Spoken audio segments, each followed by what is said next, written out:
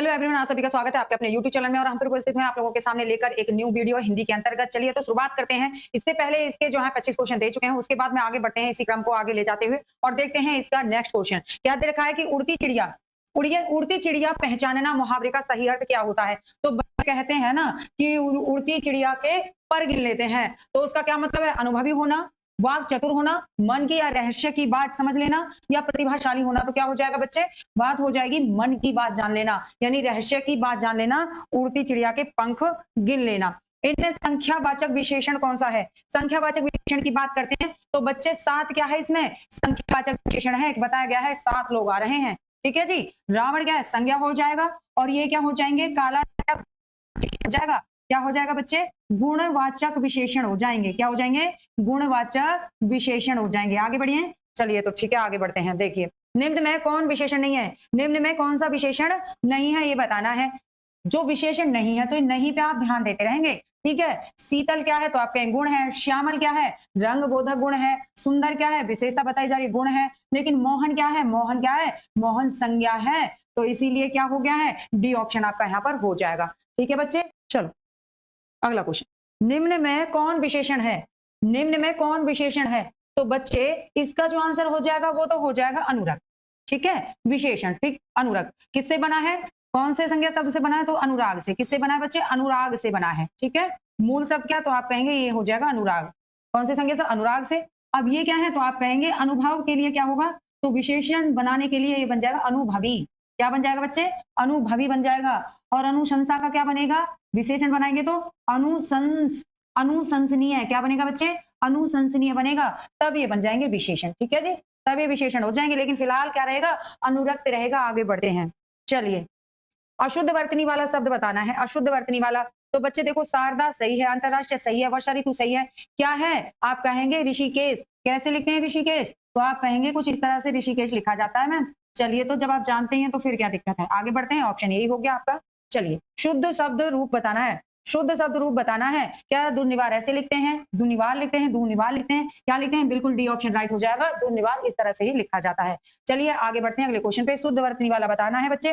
तो क्या हो जाएगा? क्या अनधिकार में अनधिकार होगा, अनाधिकार होगा, अंधिकार होगा? तो ये तो बिल्कुल गलत है। डी भी आपका बिल्कुल गलत हो जाता है। तो दो बात आपके सामने है, या तो ये या ये। अब बच्चे ज्यादातर तो बोल देते हैं ना, जो लिखते हैं इस तरह अनाधिकार ऐसे, लेकिन इसका शुद्ध रूप क्या है? ये है। क्या है? ये है। जिसका मतलब क्या है कि अन उपसर्ग को अलग अलग कर देते हैं। अन प्लस में क्या हो जाता है? अधिकार। ठीक है। यानी कि जो हमारा अधिकार है वो क्या है? अन से जुड़ गया। अब अन माने क्या होता है? तो अन माने होता है नहीं, है ना। और अधिकार माने क्या होता है? अधिकार। तो अन लगाने से अधिकार का क्या बन जाएगा? अनधिकार, यानी कि अधिकार नहीं रहा। ठीक है जी। ठीक है। चलिए तो समझ गए कौन सा ऑप्शन है? ए ऑप्शन राइट होगा। शुद्ध शब्द रहेगा आपका। ठीक है। कौन सा रहेगा? ए ऑप्शन आपका राइट रहेगा। चलिए तो आगे बढ़ते हैं। अगले बढ़ते, शब्दानुक्रम में सही वाक्य है। अब शब्दानुक्रम में आपको सही वाक्य चुनना है। क्या? वह गरीब आदमी था। वह गरीब आदमी था। वह आदमी गरीब था वह गरीब आदमी। तो यहाँ तो था पहले आ गए, तो ये तो दोनों गलती हो गई। ठीक है। बात यहाँ पर आएगी, वह गरीब आदमी था, शुद्ध करके देखो क्या बोलोगे? वह आदमी गरीब था। वह आदमी गरीब था। ठीक है जी। ठीक है। चलिए आगे बढ़ते हैं। निम्नलिखित में से शुद्ध वाक्य है। निम्नलिखित में से शुद्ध वाक्य बताना है। यहाँ गन्ने का ताजा रस बिकता है। यहाँ ताजे गन्ने का रस बिकता है। ताजा गन्ने का रस यहाँ बिकता है। ताजी गन्ने का रस यहाँ बिकता है। रह गए दो, बताइए कौन सा सही है? आप कहेंगे यहाँ गन्ने का ताजा रस बिकता है। ए ऑप्शन राइट हो जाएगा। ठीक है बच्चे। चलिए आगे बढ़ते हैं। क्या हो जाएगा? अगला क्वेश्चन देखिए क्या दे रखा है। तो क्वेश्चन दे रखा है कि निम्न वाक्य का सही क्रम संयोजन करते हुए उत्तर की पहचान करनी है, यानी कि इन सबको एक क्रम में लगाना है। ठीक है जी। ठीक है। कोई महान, अब ये पूरा वाक्य करना, कोई महान, अब कहाँ उठाएंगे? तो जोड़ के देखेंगे। कोई महान देश जिस समय सक्रांतिक कालिक क्या है? स्थितियों के बीच से होकर गुजरता है, क्या है? फिर प्रवृत्तियां दृष्टिगोचर होती हैं, उस समय वहां की विचारधारा में प्रमुख प्रमुख ऐसे करके। अच्छा, अब लेकिन ये तो नहीं बना, क्या बनेगा? तो देखिए, कोई महान देश बन गया।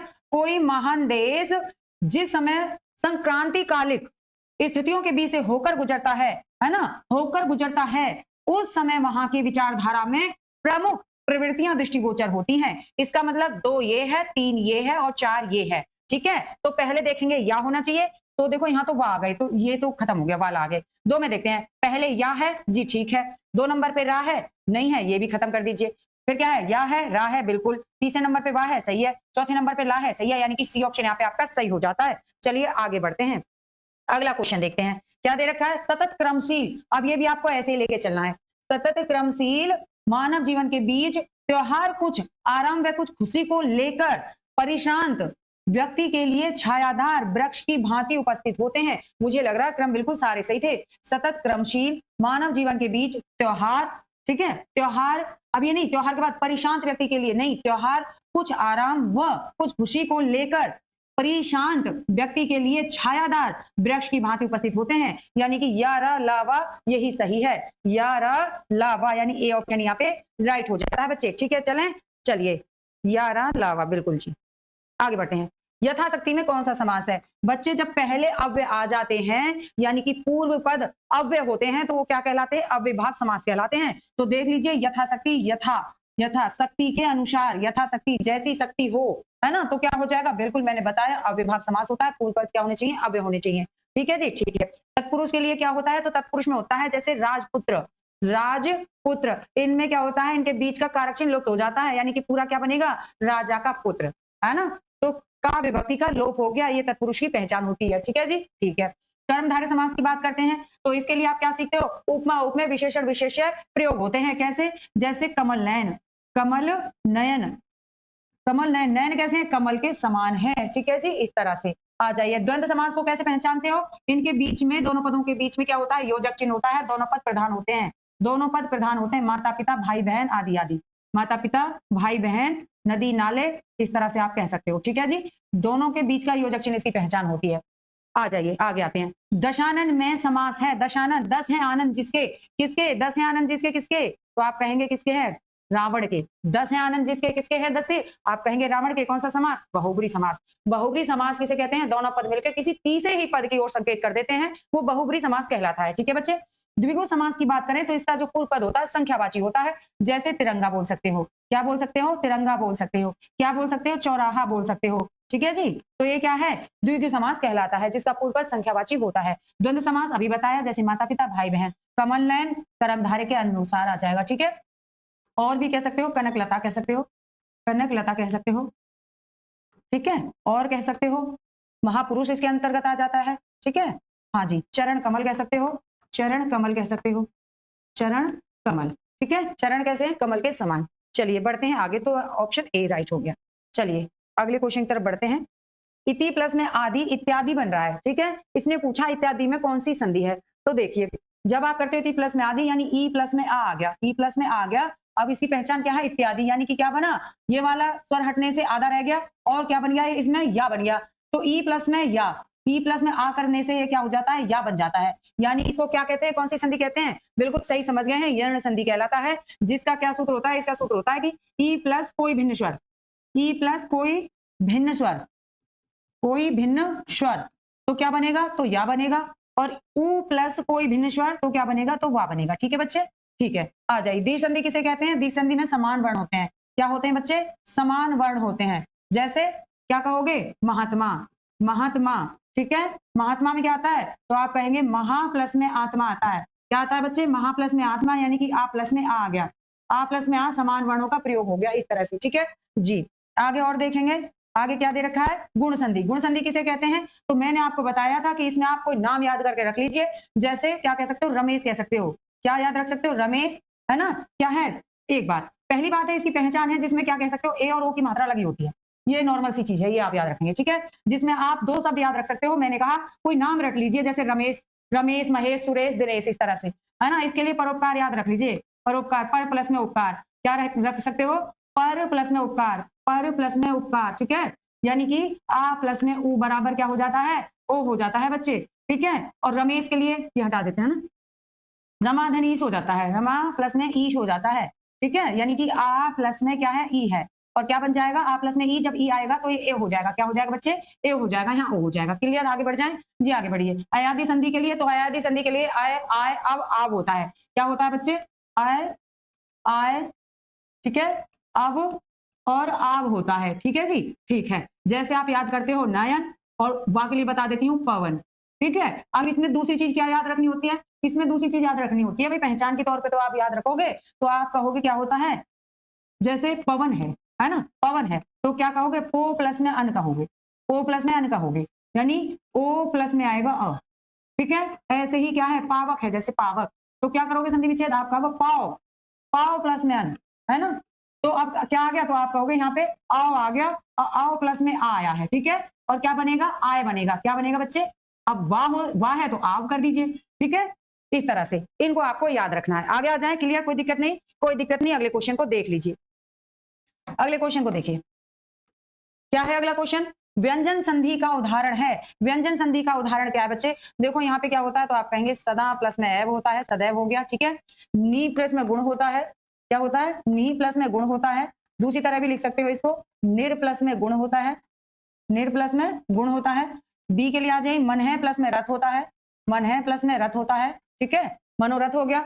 आ जाए डी की तरफ, क्या है, सदाचार, सत प्लस में आचार होता है, सत प्लस में क्या होता है, आचार होता है। ता का क्या हो जाता है, दा हो जाता है, इधर आ जाएगा आपका स्वर। अब स्वर यहाँ पे आएगा तो आप क्या कहोगे, इसमें जोड़ दोगे और ये क्या बनेगा, आप कहोगे दा बनेगा बड़ा, सदाचार हो जाएगा। सत प्लस में आचार, कौन सी संधि, समझ गए होंगे, व्यंजन संधि की बात हो रही है, ठीक है। क्लियर, कोई दिक्कत, कोई दिक्कत नहीं है, क्योंकि यहाँ पे आप क्या याद कर रहे हो, यहाँ पे आप स्वर संधि याद कर रहे हो, ठीक है। ये कौन सी संधि थी, विसर्ग संधि थी, कौन सी संधि है, विसर्ग, ठीक है। कौन सी संधि है, विसर्ग, कौन सी संधि है, तो आप यहाँ पे कहने वाले हो स्वर संधियों के अंतर्गत पढ़ रहे हो यहाँ पे, ठीक है, ठीक है जी। चलिए आगे बढ़ते हैं। अत्यधिक का संधि विच्छेद होगा, अत्यधिक का, अब बच्चे अत्यधिक का संधि विच्छेद करना है, क्या करोगे, तो देखो छोटी सी बात होती है, इस तरह से आपको करना है। अब पहली बात तो ये है कि अत्यधिक में कौन सी संधि, हाँ जी बिल्कुल, आप करोगे अति प्लस में अधिक, अति प्लस में अधिक हो जाएगा, क्लियर जी। क्या आ गया, पहले आप कहोगे ई आ गया, प्लस में क्या आ गया, आप कहोगे आ गया।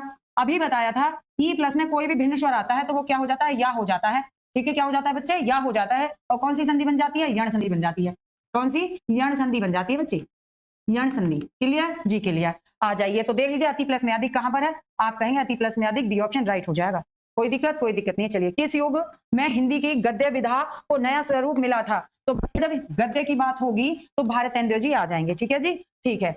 छायावाद की बात करेंगे तो जयशंकर भी आएगा, महादेवी भी आएंगी। चलिए, मीरा की कविताएं किस विधा से संबंधित हैं, मीरा की कविताएं, तो मीरा जी कौन थी, कर्म पे भरोसा रख रही हैं, ज्ञान पे भरोसा रख रही हैं, नहीं जी, भक्ति भावना है कृष्ण के प्रति।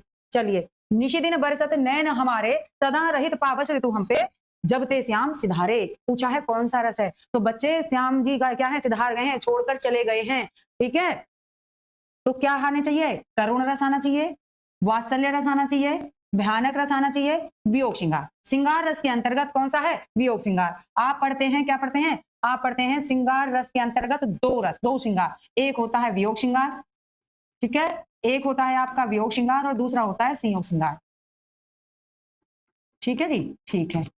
आगे बढ़े, चलिए, तो इसका क्या है, वियोग श्रृंगार है, क्योंकि छोड़कर जा चुके हैं। अवलो नसानी अवना नसेहो में कौन सा समास, कौन सा रस है, ठीक है, कि अब क्या है, अब दुनियादारी छोड़ के किसके शरण में जाना है, प्रभु की शरण में जाना है, प्रभु की शरण में जाना है, यानी कि अवलो नसानी अवना नसेहो में कौन सा रस हो गया, क्या करुण रस हो गया, वात्सल्य रस हो गया, भयानक नहीं जी, शांत रस। अब भगवान की शरण में जाना है और शांति पानी है, ठीक है जी, ठीक है। चलिए, हिंदी काव्य रसों की कुल संख्या है, हिंदी काव्य रसों की क्या 11 है, 10, 8, नहीं भैया, कितनी है, 9 संख्या है, कितनी है, 9 है। चलिए आगे बढ़ते हैं।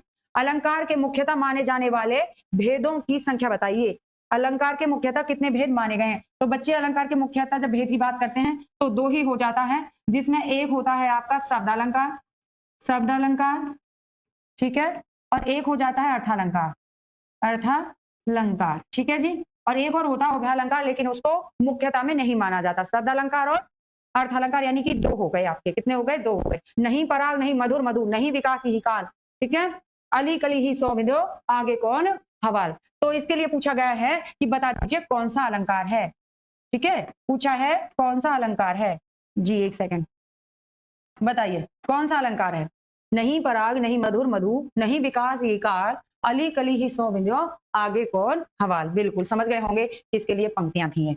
चलो, 6 का अनुप्रास है, तो आप कहेंगे 6 का अनुप्रास नहीं है, वर्णों की आवृत्ति के बारे में इसमें बताया गया है, वाक्पटुता के लिए है। अनियोक्ति, श्लेष अलंकार, रूपक अलंकार, तो इनमें से बता दीजिए बिल्कुल कौन सा होने वाला है। क्या अनियोक्ति है, बिल्कुल सही कह रहे हैं, नहीं पराग, जो क्या है टिप्पणी कसे, एक को देखकर दूसरे की तरफ, तो क्या है वो बिल्कुल कहना किसी के लिए और किसी और को सुना रहा है, अनियोक्ति अलंकार हो जाता है। क्लियर है जी। आगे बात करते हैं, अगर श्लेष अलंकार की बात की जाए, रही मन पानी राखिए, बिन पानी सब सून, पानी गए ना उबरे मोती मन शून, यानी एक शब्द से 3 अर्थ निकलते हैं, तो वो क्या कहलाता है, आप कहेंगे वो श्लेष अलंकार कहलाता है, ठीक है। एक शब्द अर्थ अर्थ अनेक। ठीक है जी, अर्थ अनेक। अच्छा चलिए, कमायनी प्रमुख रचना है। कमायनी किसकी है तो आप इसको तो जानते ही हैं, कोई बात नहीं है, इसका जवाब आप ही कमेंट करके बता देंगे। नेक्स्ट वीडियो के उपस्थित होंगे, तब तक के लिए धन्यवाद, थैंक यू।